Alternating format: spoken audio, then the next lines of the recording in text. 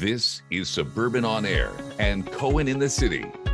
Here is Mike Cohen. Do you know how one survives this sort of change? Destiny. From now on, you'll be working to contribute to the German war effort. Your name? Irena, good. You will be in charge of supervising the Jews. Your survival will depend on that. I have until July 22nd to make sure that this entire sector is Jew-free. It's such an honor for me to be interviewing in person Sophie Nelisse, who I first saw in The Book Thief so many years ago, and I must admit, as a 61-year-old guy, I watch Yellowjackets. I confess. Sophie, thanks for giving us the time to talk about your new movie, Irena's Vow. Tell us about the movie. It tells the story of this real-life woman named Irena who saved a dozen of Jewish people during the Second World War by hiding them in the basement of the house of the German officer she was working for.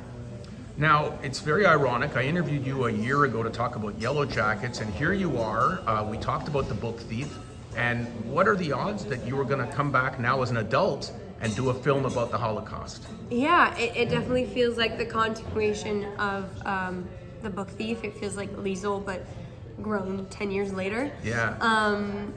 It just feels really, really special. I don't think I just took it because I love the story. I obviously think that we still need to talk about the events and what's happened, because wars like that keep happening. But I think also I just thought it was so relevant to what still happens in society these days, and I think Irena's story is such a good proof of, is so inspirational for me, and the light that she brings and the hope that she brings, I think speaks a lot to how we should act in society nowadays. I think we should all be a little more like her and be a little more generous and giving and empathetic and open to each other's differences. And yeah, I just thought it was a very beautiful story that I learned a lot from.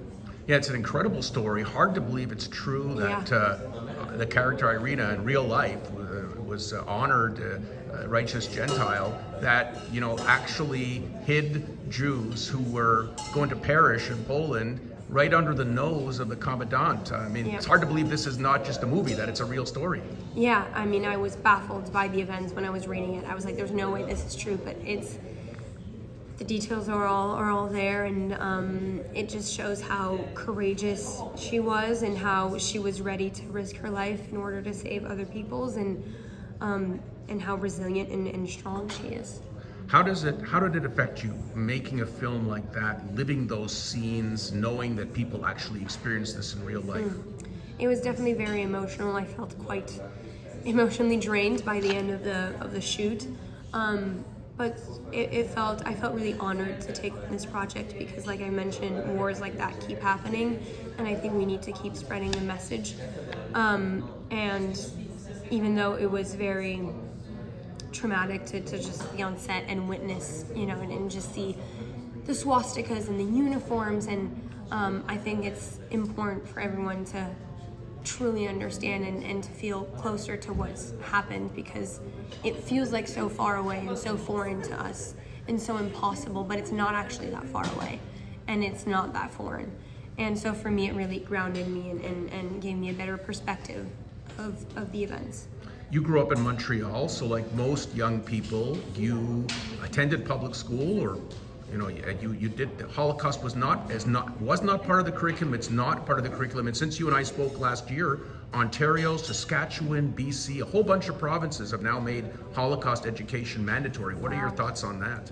I think it's super important because, like I said, those events aren't that far away and aren't like wars like that keep happening. So I think it's important at all costs to keep sensitizing people on the subject matter for these events not to keep happening, and also because it's part of our history. It's part of what we've done or what we've let happen as a society, and so I think it's very important that we're still educated on the matter. Now, you've got a great following. You've had an outstanding career, and you're only 23? You're only 24. You're 20? I just turned 24. Oh, happy birthday. Thank you. So you're only 24 years old, but you've got a huge following now for Yellowjackets. I mean, that is Yeah. really a big teen binge and people in their 20s. And I'm sure you would want that age group to go see this movie. It's an educational opportunity. Definitely. I think this movie speaks to a wide audience, but I think I love doing what I do to be able to educate people and to be able to relate to the characters that I portray. And I think watching movies is the best way to learn new things and for you to connect with characters that speak to you and to feel like you have someone to relate to. And so if I can change anyone's perspective or vision or life by just the tiniest bit, I hope to achieve that. And so I do hope that people my age, because it's the best time to learn and it's right when you, sorry.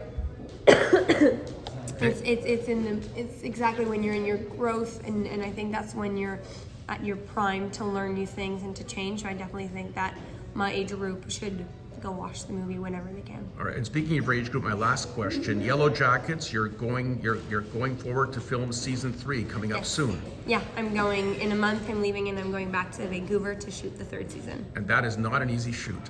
No, it's very hectic, very chaotic, but very fun. All right, we'll be waiting. Thank you very much for your time. Thank you. Sophie Nelisse has been my guest.